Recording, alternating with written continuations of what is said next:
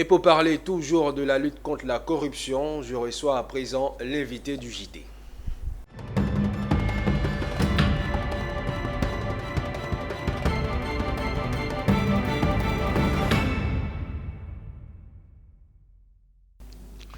La corruption sous toutes ses formes continue de faire parler d'elle. Ce phénomène retient l'attention des décideurs, des chercheurs et des organisations de la société civile.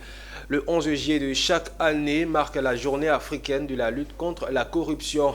Cette année, la 8e édition sera célébrée sous le thème Mécanisme efficace de protection des lanceurs d'alerte, un outil essentiel de la lutte contre la corruption. De quoi il sera question au cours de cette journée? Quels sont les enjeux de la commémoration de la JALC? C'est avec Dr Christophe Kwame, le président de Civis Côte d'Ivoire, que nous en saurons davantage. Bienvenue sur notre plateau, docteur. Merci de nous donner la parole. Le thème de la commémoration de cette journée est mécanisme efficace de protection des lanceurs d'alerte, un outil essentiel de la lutte contre la corruption. Qui sont appelés les lanceurs d'alerte? Alors, un lanceur d'alerte, la définition n'a pas été fermée par le législateur pour qu'à tout moment, toute personne puisse rentrer dans cette catégorie. Dans le cadre de la lutte contre la corruption, l'État de Côte d'Ivoire a trouvé utile de prendre une loi pour que les personnes puissent être encouragées, motivées à dénoncer la corruption.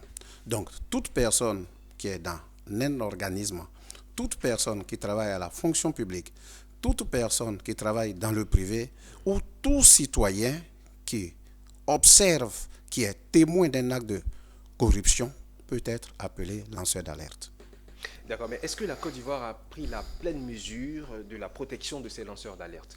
En effet, depuis 2018, la Côte d'Ivoire a une loi, c'est la loi 570-2018, qui protège les lanceurs d'alerte, mais l'État de Côte d'Ivoire va plus loin.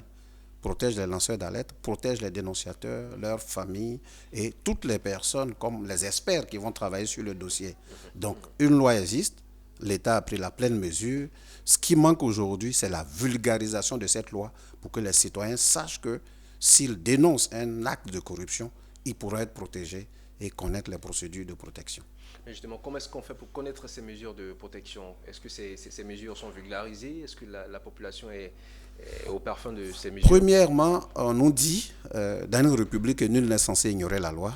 Deuxièmement, si vous voyez que dans la République de Côte d'Ivoire, des ONG comme Civis, la Garde citoyenne et le réseau ivoirien des leaders s'associent pour aller à Gagnoa, c'est pour faire de la sensibilisation, de la vulgarisation de ces lois pour que les citoyens sachent que la corruption n'est pas une fatalité et que la dénonciation peut les mettre, il existe des lois et des procédures pour les mettre à l'abri. Donc, je demande aux citoyens d'Abidjan, de Gagnoa, de partout, de suivre l'actualité, de savoir que le 11 juillet 2024, il y aura à Abidjan et dans plusieurs communes, dans plusieurs localités, des activités de lutte contre la corruption pour commémorer la journée africaine de lutte contre la corruption.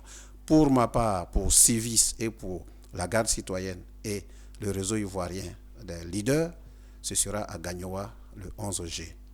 Justement, quels sont les enjeux de la commémoration de cette journée africaine?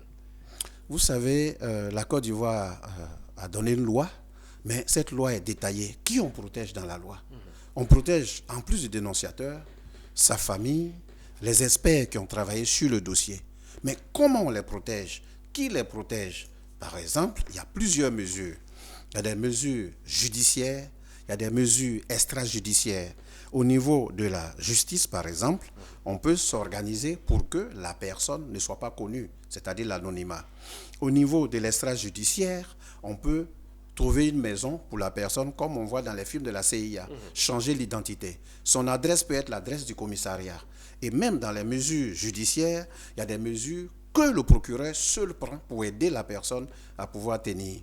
Au niveau des mesures judiciaires, il y a des mesures que le juge prend pour aider la personne par rapport aux procédures, pour que les procédures aboutissent. Et enfin, il y a des mesures même après la discussion. Je veux dire, si le procès aboutit et que la personne est condamnée, vous savez que quelqu'un qui va dénoncer la corruption risque de perdre son travail, un lanceur d'alerte. Et donc, à ce titre-là, il y a des mesures socio-psychologiques de suivi de la personne, d'aide financière, mettre ses enfants à l'école. Vraiment, L'État de Côte d'Ivoire allait très loin et il faut le savoir. C'est pour cela que nous, Civis, nous, la garde citoyenne, nous, réseau ivoirien des leaders, on va à Gagnoa pour montrer aux populations qu'il existe des dispositions et que la corruption n'est pas une fatalité. Certains pays ont réussi à faire reculer la corruption en 10 ans. La Côte d'Ivoire est en train de faire reculer, mais on a besoin de tout le monde pour que ce fléau-là recule en Côte d'Ivoire. Alors, je rappelle que cette journée se tiendra le 11 juillet à Gagnoa. Quelles sont les grandes articulations de cette commémoration? Alors, l'Union africaine s'est rendue compte que 50 milliards, j'ai dit 50 milliards de dollars est perdu en Afrique chaque année. Et c'est à ce titre-là que l'Union africaine, en tant qu'organisation supranationale, a créé la Convention africaine de lutte contre la corruption que la Côte d'Ivoire a signée en 2011 et a paraphé en 2012. À ce titre, la Côte d'Ivoire a changé toutes ses lois avec l'ordonnance 2013-660, article 23, article 88 pour la société civile, article 24 pour les partis politiques, article 25 pour la presse, article 26 pour les médias. Ça veut dire quoi? Ça veut dire que toutes ces entités en Côte d'Ivoire, toutes ces organisations ont obligation, selon la loi, de lutter contre la corruption. Donc, chaque année, le 11 juillet, l'Union africaine nous appelle, nous tous, à réfléchir sur le niveau de corruption de notre pays, à réfléchir sur ce qu'on souhaite. Est-ce qu'on veut de belles écoles, comme aux États-Unis? Est-ce qu'on veut des hôpitaux, comme en France? Est-ce qu'on veut des belles routes bien entretenues? Est-ce qu'on veut être riche dans ce pays? Est-ce qu'on veut être prospère? C'est une interrogation. Voilà les enjeux. Chaque citoyen doit s'interroger. Et j'ajoute, avant cette journée, la belle information, c'est que l'État de Côte d'Ivoire, à travers le Conseil des ministres, vient de promulguer la stratégie nationale de lutte contre la corruption il y a à peine 3 semaines. Donc cette année, c'est avec espoir. Nous allons à Gagnoa pour partager l'espoir que ce pays s'est donné les moyens. Le gouvernement seul ne pourra jamais mettre un gendarme derrière chaque citoyen. Dans la loi, il est écrit à tel article, c'est les partis politiques, à tel article, c'est le privé, à tel article, c'est les médias, à tel article, c'est la presse, à tel article, c'est le citoyen lambda, à tel article, c'est les étudiants, et ainsi de suite. Donc, que les gens viennent nous écouter, que les gens sachent qu'est-ce qu'ils doivent faire personnellement pour que ce fléau-là, qui est en train de nous tuer tous, recule en Côte d'Ivoire. Donc, voilà les premiers enjeux. D'accord, alors je comprends que cette commémoration va porter beaucoup sur des réflexions portant sur la lutte contre la corruption en Côte d'Ivoire. Alors, est-ce que vous avez un message à lancer à toute la population, de sorte à ce que cette journée soit vraiment bien accueillie par la population d'Abidjan, aussi celle de Gagnoa? Nous appelons la population à venir nous écouter pour comprendre le comment de la lutte contre la corruption. D'accord. Pour terminer, avant de vous laisser, pourquoi la ville de Gagnoa, rapidement? La ville de Gagnoa, parce que les jeunes ont voté. Le RIL, la garde citoyenne et Civis Côte d'Ivoire, ont trouvé utile de mettre sur le net, sur Facebook, 10 villes. Ok. Yamsokro, Gagnoa, Boisseau et autres. Et on a demandé aux jeunes et aux moins jeunes de voter la ville de leur choix. On vous dit que le 9 décembre, il y aura encore la journée internationale de lutte contre la corruption, qui est différente de la journée africaine. On mettra au vote une ville pour que la ville choisie, où les gens sont plus motivés, nous allons là-bas.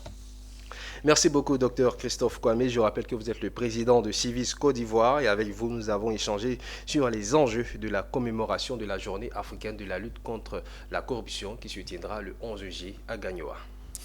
Merci, monsieur. Merci. Merci, à très bientôt. À bientôt.